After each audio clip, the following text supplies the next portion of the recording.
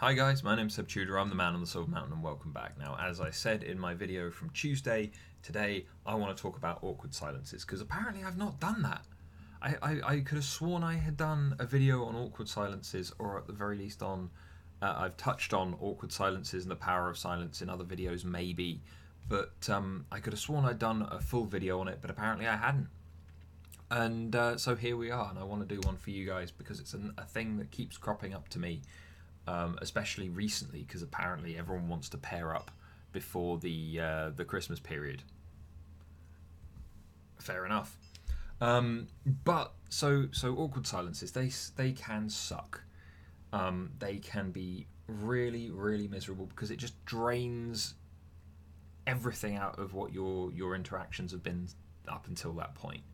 Yeah, you're sat there, you're having a great time, and then suddenly everything goes, and there's just this void between you, and you can feel like it can fill you with anxiety and worry, and you start overthinking, and you start projecting your kind of insecurities onto the other person, and you're like, oh, I don't know, what am I supposed to say? What am I supposed to do? Oh my god, the silence is killing me. First off, you're not alone in that. There's a good chance that the other person on the other side of the table is experiencing something similar. And if they're not, then you may very well also serve yourself better by just trying to relax. But I've got here for you guys 5.5-ish. So five main ones, and then like a little bit of extra bump as well. 5 ways to tackle it. To tackle awkward silences and or avoid them. So the first one to get out of the way, and I'd like to think that for the most part this is kind of being polite, kind of common courtesy side of things, but in the modern age where lots of people have been growing up with more and more technology and stuff like that, this isn't always apparent. But when it comes to conversations like this, avoid distractions. Yeah, if you're sat there and you're having a nice time, don't answer a call. If your phone goes off in your pocket, ignore it. Don't continue to nip outside for a cigarette or anything, because quite frankly, the person in front of you should be more important to you than anything else. And if you need to go to the loo, then fine, you can't avoid that. But at the same time, don't just do it to do it when you actually need to go. Don't just try and run off to the toilet for the sake of composing yourself or anything like that, because quite frankly, you running away from the situation to compose yourself and then come back is killing more of the situation that you're in than just recovering in your seat. So obviously distractions suck, and it's not the most polite to have your phone out and whatever else whilst you're sat there eating, whilst you're sat there drinking, whilst you're sat there conversing. But more importantly, phone buzzes. Both of you just instantly have your attention drawn to the device, not on each other anymore. Yeah? One of the things that I have suggested a couple of times is when you actually, when you first meet up on a date, it's like turning around and being like, do you need your phone on? If they don't, then it's like, okay, no, just because we're here to get to know each other, no technology evening, nothing outside, just you and me. Yeah, and turn it into a game if needs be. Yeah, if they need to keep their phone on, then fine. But every time they look at their phone, every time they pull their phone out for more than just like checking the time, maybe. And you don't want them to check the time, by the way, anyway, because that them looking for a way out, them checking the time, them being reminded of the time, potentially pulls them out of the experience that they're having with you. So again, a case of going, well, yeah, let's avoid distractions, just you and me. Let's have a nice evening together, get to know each other. End of story. Yeah?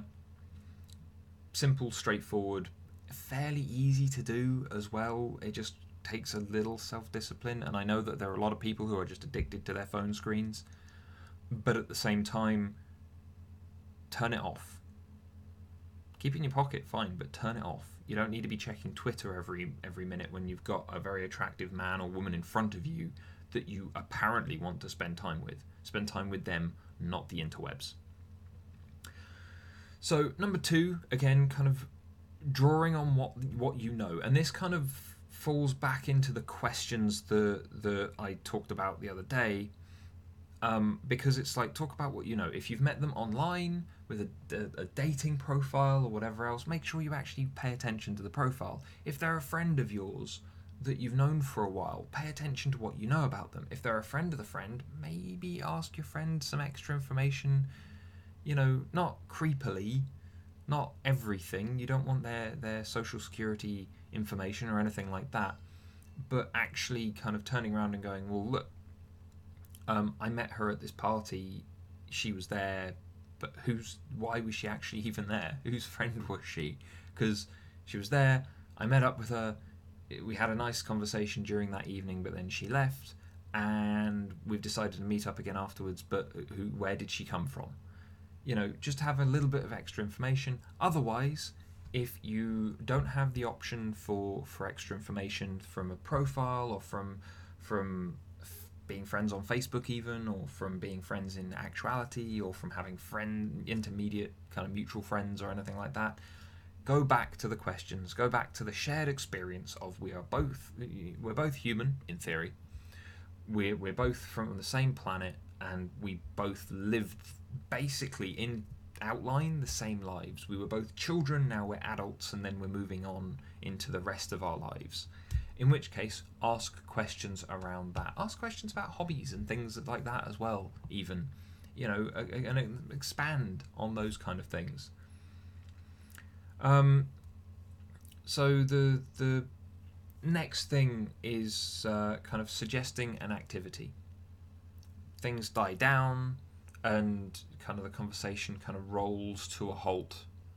Then, how best to stimulate a new conversation? Suggest doing something. Joe, we've just finished eating, and it's a lovely evening outside. Why don't we grab the bill and go for a walk? We've just finished our drinks, or shall I get another round? And then there's a pool table over there.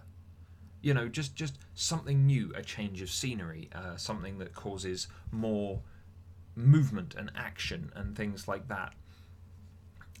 Something that will either kind of have you focus on something else, like a game of pool, where you're actively playing against each other and you're focusing on the game as much as you're focusing on the other person. Or something that is just a change of scenery, something to take your mind off it, something to stimulate a new conversation, which, again, go for a walk. If you know that there are landmarks and things nearby that they may very well have visited, or you're both living in the same area, and so you both know these places, you're going to have memories, and it's a time to share those memories. Yeah? So go ahead, tell a story. Ask them to tell a story. And I'm not saying, once upon a time, but I'm like, do you know what? At one point,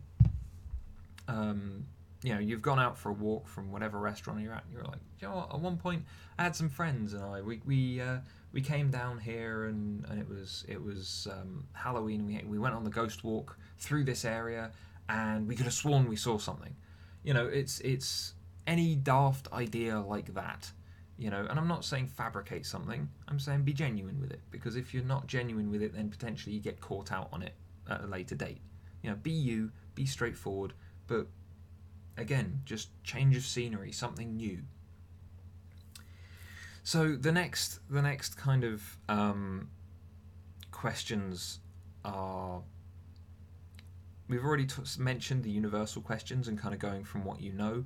But in terms of actually kind of throwing out and applying those questions directly, drive for things that will let you learn about them. So where are you from originally is a pretty good one, especially considering now we've got, lots of people moving around all over the place, all over the world, especially if they stand out as being not from around here, that's a good question. Again, general, universal, open questions are the way to go. Pairing that with doing things like an activity, then allows for potentially you two to agree to do more together. Yeah? So it's a case of, asking about hobbies whilst you're wandering through town. At which point then, if they say something that twigs with you, you can go, do you know what? I think there's a place that does that down here. And you can actually change your journey and you will journey together. And it's again, you've left a place together and now you're arriving at a place together more aligned than you were before. It's a kind of standout, substantial thing there, pairing the stuff together. So you've got the questions and you've got the suggestions of an activity, but it's that pairing, that kind of pulling those two things together that's important. You need to try and look at where you can put things together, where ideas and words then become actions, because actions speak louder than words. The two of you turning up at a place together, being, both perceiving yourselves turning up at a place together as well, it allows for an extra layer of connectivity in whatever it is that you're doing next. Now, the last point and a bit that I want to kind of throw in here is kind of less a thing for you to do outwardly with the other person, more a thing for you to do kind of in your head. And that is that, firstly, realize that silences are a very normal, natural part of conversation and of interaction. It is only awkward if you let yourself feel that it is awkward. You control your emotions, no one else does, in which case, if it's not awkward to you, then, and you're at ease, you're at peace with the fact that just silence happens sometimes, then that's where you can engage with the other person, because they may be obviously nervous at the fact that silence has fallen. In which case, then you can ask them if you feel an awkward silence. Isn't that one of the things you hate about dating? Just the occasional awkward silence. Oh look, you've rolled straight into a new question. And this is the kind of half part that I want to talk about. People give off clues. People are usually faking confidence, just as awkward and nervous as you are, holding it together in various different ways, or potentially kind of like wanting to talk about a thing, but they're not going to be direct about it. In which case, it can be hard, but looking for those cues, looking for those places where you can lace everything together. You've not distracted yourself. You know the questions and you know kind of the basic experience that this person has lived through. You know how you can stimulate kind of action together, and then you can lace those two things together. And as long as you're aware of the fact that the silences are going to happen and it's fine that they do, then when it comes to that other person feeling anxious or awkward or worried that a silence has occurred, then you can try and put them at ease, which again stands out as being something that is going to be great for them. There's someone here who's sat in front of me, I'm nervous, and yet they have tried to put me at ease. Yeah, they're not rushing anything, they're not worried about anything, they're just here to try and make sure that I'm having a good time. Great. So those are my 5 things that I would usually say to avoid kind of awkward silences in dates and things. You can kind of apply them to other situations, but these ones in particular are very much more for dating. As said, I've talked about the power of silence and things like that in other videos as well, but apparently I hadn't done a video like this, and so here you go, guys. I hope you find it useful.